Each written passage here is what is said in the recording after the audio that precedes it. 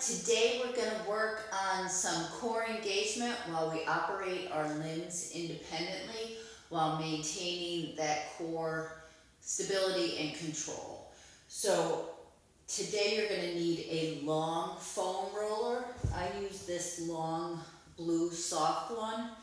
The softness just creates a little more instability for the body to work around, but a hard one is fine.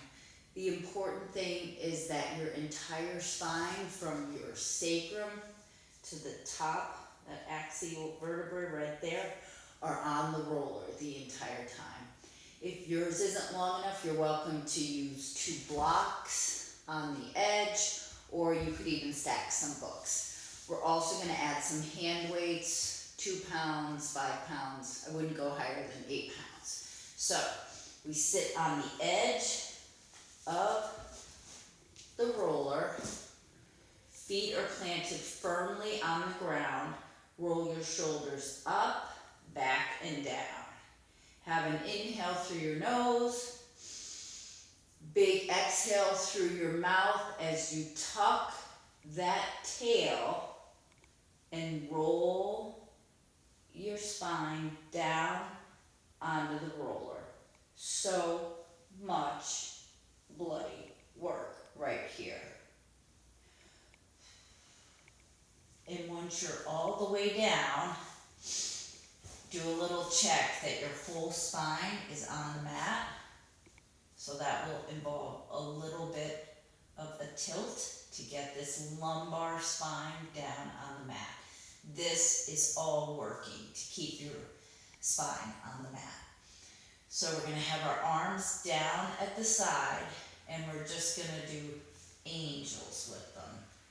So take them over your head.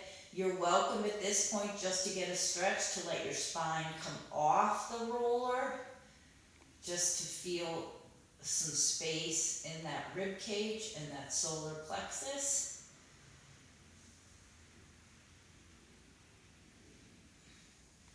And up. Down.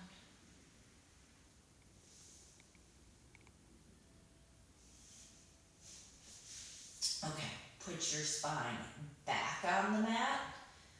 Put your arms out in like a field post spot.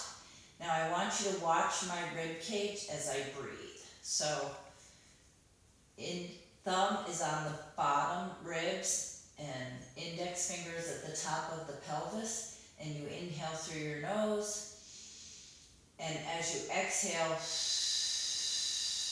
through your mouth like you're blowing out birthday candles, see how this distance shortened in my body. Therefore, we've recruited all of this to work together.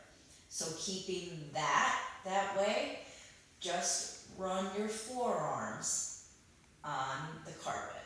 My right arm is all screwed up because I broke it, so it kind of does some funny stuff, but yours will be much better. And send those arms up, overhead, and down, and up, overhead, and down. Now straighten those arms out. The back of your hand is on the floor, keeping your whole spine on the roller. Let those shoulders articulate. And then back down, keeping the whole spine on the mat. This is great for opening the front of our bodies. And again. You don't have to get your hands all the way above your head. That's not the goal. The goal is to keep the entire spine on the roller. And down. Let's do 2 more.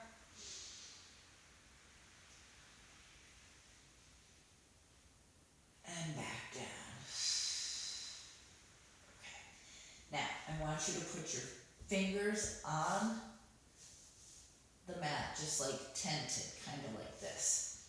Keep that whole spine on the mat. Feet are planted, knees are bent, and you're going to lift the right knee slowly and with neutral, and then bring it back down. And lift. This should be a fair bit of work in your low belly. You can use as much of your arm as you need to stabilize yourself. That's 3. But try and use as little to stabilize yourself, because there's more work in the belly. 4. So if you could just use an index finger like I'm doing, that would be great. 5. And breathe. 6. And tap that toe. 7. 8. The whole spine is staying on the mat. It's not the range that you do with this bending leg, it's the spine. So even if you move your leg just this much, that is perfectly fine if you're keeping your spine on the mat. Take a pause, let's switch legs. Again, as little support from those arms as you can muster, and lift. This is harder for me on my left side, and lift.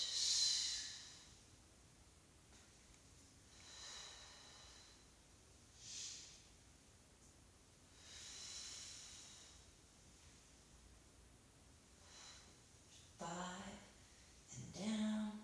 6, and down. 7. This left hip is operating completely independent of the rest of your body. Nothing else is moving. 2 more.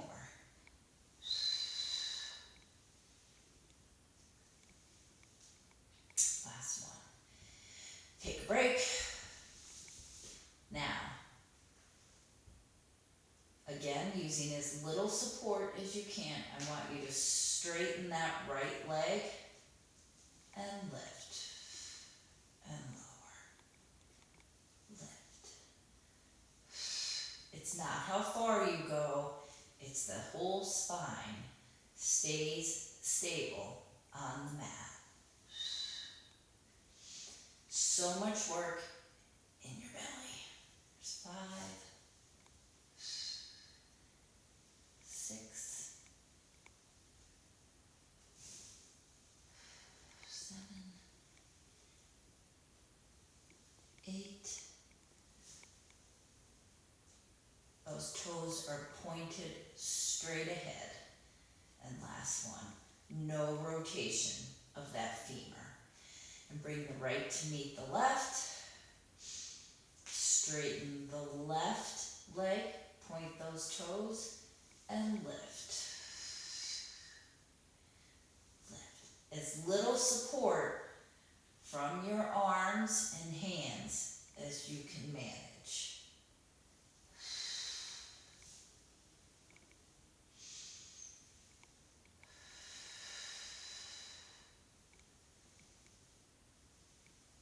My whole body is quivering. 8, 9, and 10, and down. Now grab your hand weights. Feet are planted, your entire spine is on the mat. And lift.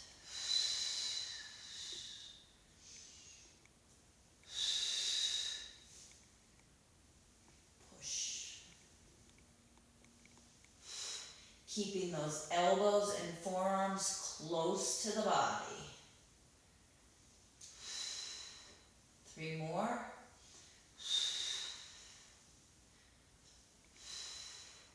The whole spine stays on the mat.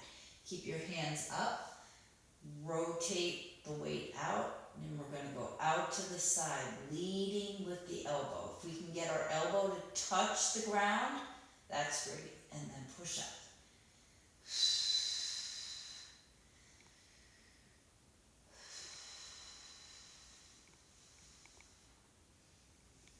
Keep that whole spine on the foot roller. Feel the width and the openness across the front of your body.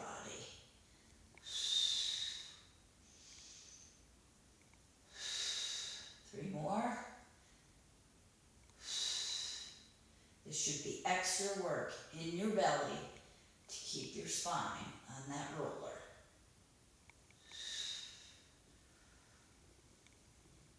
And put those down.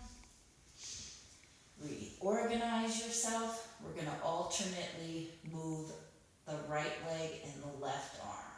So straighten both of those. Again, as little support from your right hand and arm as you can. And bring them up and lower. Exhale. Lower.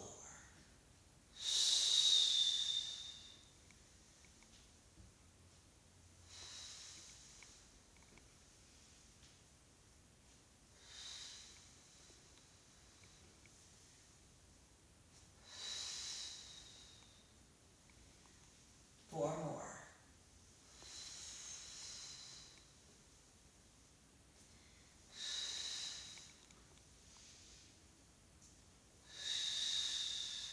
It's not the range, it's the work and the stability in your belly that matters.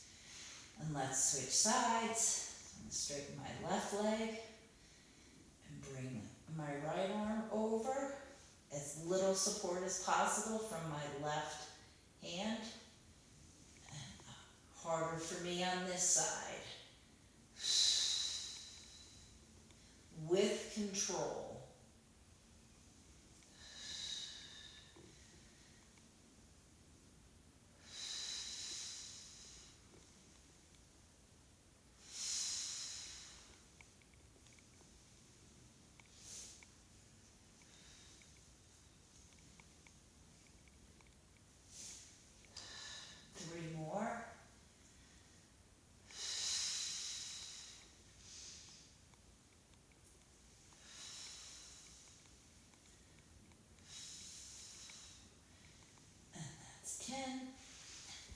Take a break, catch your breath, keeping your forearms close to the roller on the floor. Bend both knees in and straighten them.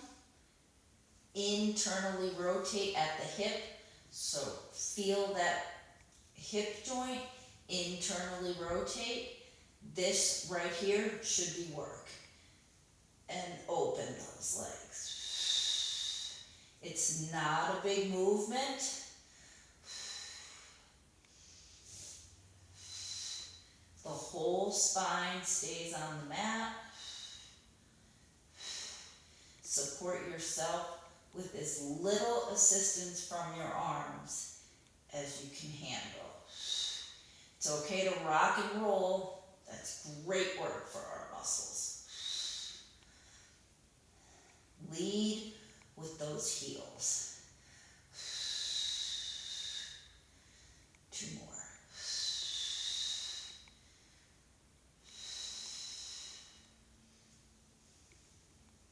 Now, big toes together. That internal rotation in your hips is a lot. Lower those legs and bring them in and out. In.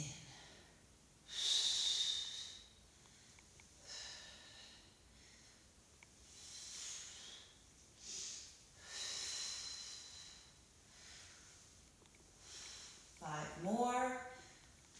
1 and in. 2 and in. As little help from your hands. 3 and in. 4 and in. 5 and in. And bring your feet down to the floor. Catch your breath. Bring yourself back up to seated. And that's it. Good luck with that.